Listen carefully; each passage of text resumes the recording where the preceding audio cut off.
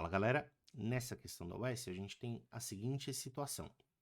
No triângulo XYZ, a mediatriz do lado YZ contém a mediana relativa ao vértice X. O que ele está falando aqui?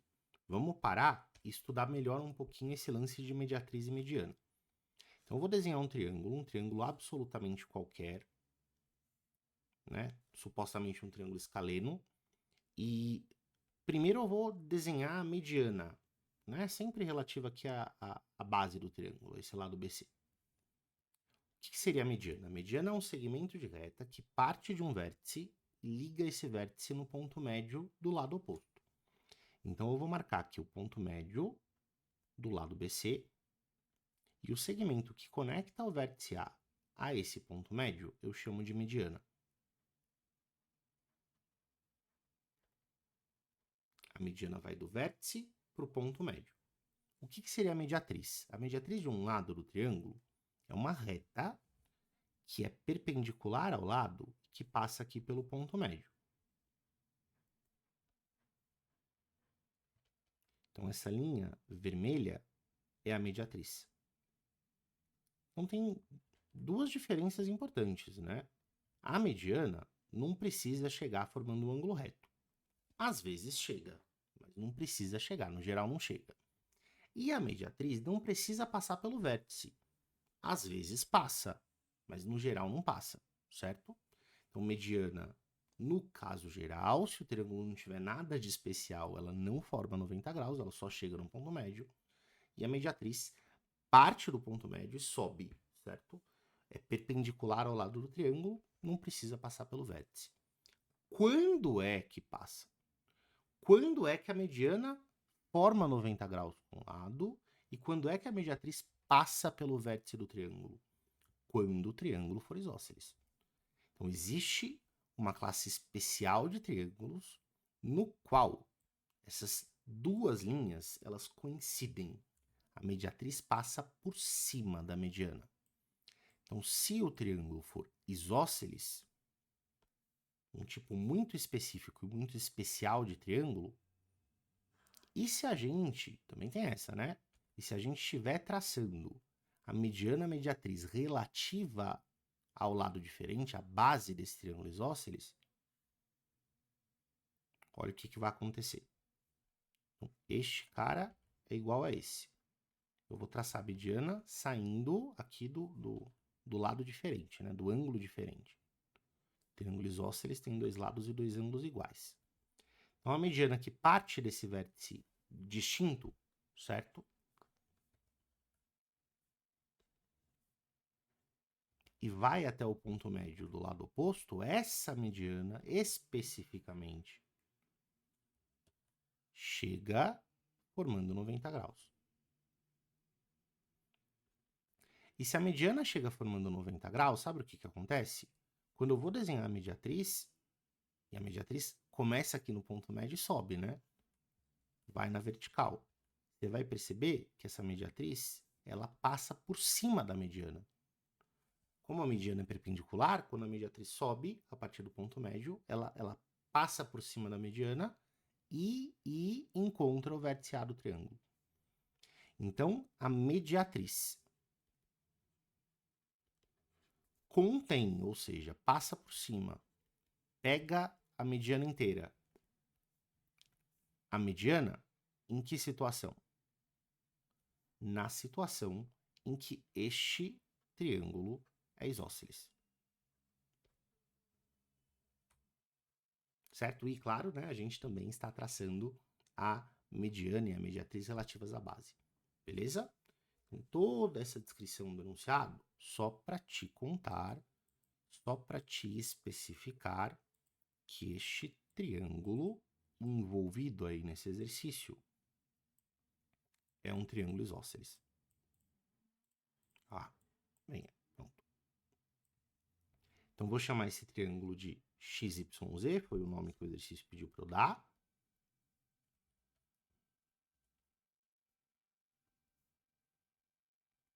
O que a gente sabe? A mediatriz do lado YZ, então essa é a base, né? Lembra que a gente falou que a mediatriz só coincide com a mediana se a gente estiver traçando a mediatriz relativa à base. essa mediatriz contém a mediana. Vou fazer uma linha só, certo? Se é mediatriz, divide no meio e forma um ângulo de 90 graus. Se ela contém a mediana, ela passa pelo vértice, e isso acontece, como a gente acabou de falar, se o triângulo for isósceles. Perfeito. Aí, que mais o exercício me diz? Me diz que a medida dessa mediana, então, do vértice até esse ponto médio, certo? É 2. E a medida do lado XY é 3. Depois ele fala de mais construções. Vamos primeiro descobrir qual é a medida do lado YZ? Pode ser? Então, eu vou olhar para o triângulo XYM e vou aplicar o teorema de Pitágoras nele. Quando eu fizer o teorema de Pitágoras para o triângulo XYM, isso daqui vai ficar, vou chamar de, sei lá, Azinho, essa medida aqui de baixo. Azinho ao quadrado mais 2 ao quadrado igual a 3 ao quadrado. Então, Azinho é cateto, 2 é cateto, 3 é hipotenusa. Então, cateto ao quadrado, que é A ao quadrado, mais o outro cateto ao quadrado, que é 2 ao quadrado, é igual a hipotenusa ao quadrado, que é 3 ao quadrado. Isso vai ficar A quadrado mais 4 igual a 9, o que significa que o A quadrado é 5, e, portanto, esse Azinho mede raiz de 5 centímetros. Se o Azinho é raiz de 5, você vai concordar comigo que o lado YZ inteiro mede 2 raiz de 5. Beleza, primeira parte do problema feita. Vamos para o restante do enunciado. Se P é o ponto da reta que contém o lado XY, então agora ele está falando dessa reta aqui, certo? A reta que contém o lado XY. Qual ponto dessa reta ele quer? Ele quer o ponto tal que ZP seja perpendicular a essa reta. Então, pô, se eu ligo o ponto Z na reta XY, formando um ângulo reto, esse ponto onde essa ligação chega é o ponto que o exercício chamou de P. Ele quer saber qual é a área do triângulo PYZ, que é esse triângulo grande que foi formado ao redor da figura. Esse triângulo verde que eu vou grifar aqui ao redor. Gente, esse triângulo é retângulo, né?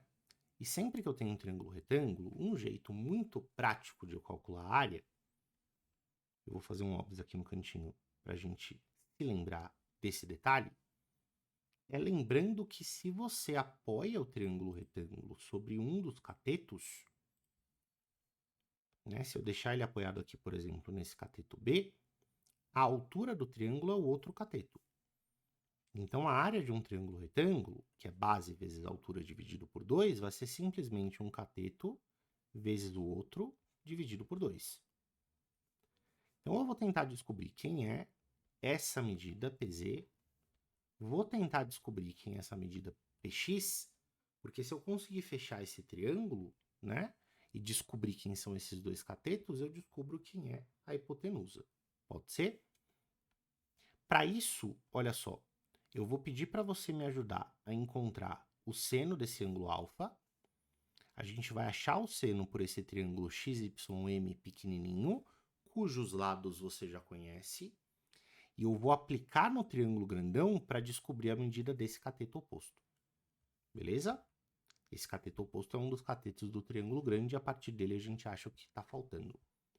Então, pensando no triângulo XYM, de novo, eu vou dizer que seno de alfa, que é o cateto oposto sobre a hipotenusa, é 2/3. E eu vou aplicar esse seno de alfa no triângulo grandão, no triângulo PIS, PYZ. Né? Vou chamar esse lado PZ de Bzinho e vou usar o seno de alfa nesse triângulo. Seno de alfa vai ser cateto oposto B sobre a hipotenusa, que é o lado YZ, 2 raiz de 5. Isso tem que dar o valor que você acabou de encontrar, que é 2/3.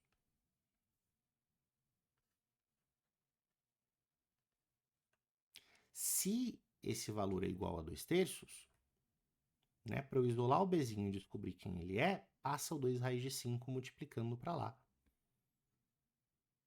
Esse 2 raiz de 5 vezes o 2 que está no denominador fica 4 raiz de 5 sobre 3 centímetros. Beleza? Descobri um dos catetos, falta só o outro. Então, vou chamar este outro cateto de Czinho, e por Pitágoras aqui no triângulo PXZ, eu acho o Czinho que está faltando. Né? Lembra que XZ também mede 3, porque o triângulo XYZ é isósceles. Então, pensando no triângulo PXZ, eu vou fazer Pitágoras para achar essa medida faltante. Eu tenho que Czinho ao quadrado mais o Bzinho, que é o outro cateto, ao quadrado, tem que ser o 3 ao quadrado. Essa conta vai ficar C ao quadrado mais. Quando eu tenho essa fração ao quadrado, o quadrado serve para todos os termos. Então, eu vou ter 16 vezes raiz de 5 ao quadrado, que é 5, sobre 9, o que dá 3 ao quadrado, que é 9. Esse C ao quadrado, portanto, vai ser 9 menos essa fração, que é 80 nonos. E vou ter que tirar o MMC dessa conta, né? Então, vem comigo, vamos tirar esse MMC já. Esse 9 tem denominador 1, e o MMC vai ser 9. Divide pelo de baixo, multiplica pelo de cima. 9 dividido por 1 dá 9, vezes 9 é 81. Então, o C ao quadrado é 1 nono, o que significa que o C é 1/3. Mas o C não é exatamente o que eu estou procurando ainda, concorda? Porque o C é o que eu preciso juntar com esse lado 3 para formar o cateto PY todo. Então, o cateto PY, na verdade, é 3 mais esse Czinho. 3 mais 1/3. Vou tirar o MMC para calcular essa medida faltante, e aí, finalmente, eu vou ter descoberto todos os catetos e vou estar pronto para calcular a área. Então, tira o MMC mais uma vez, os numerozinhos bem ingratos aqui nessa conta, né? A gente conclui que o PY mede 10/3 de centímetro. E eu vou finalizar calculando a área do triângulo PYZ. A área do triângulo é metade da base, que é PY, vezes a altura, que é PZ. O PY é essa medida aqui que você acabou de encontrar. O PZ, cadê o PZ? É o Bzinho, que é 4 raiz de 5 sobre 3. Né? Então, uma medida veio daqui. E a outra medida veio daqui. O que dá para a gente melhorar um pouquinho nessa expressão? Dá para cortar o 2 com 4. E aí você já chega finalmente na sua resposta, que é 10 vezes 2, 20, raiz de 5 sobre 3 vezes 3, que é 9, centímetros quadrados. Isso é, se você, né, não se enganou, lá na alternativa B é onde a gente encontra essa resposta. Beleza? Então, como o exercício da US costuma ser, são exercícios que não tem figura, você vai precisar, você vai ser exigido um pouquinho mais nessa questão da interpretação, certo? Para você conseguir montar a situação a partir da descrição. E esse problema também pega um pouco na parte algébrica, né? Tem continhas mais chatas, é um exercício um pouco mais longo, mas eu espero que você tenha gostado da explicação. A gente se vê na próxima. Até mais.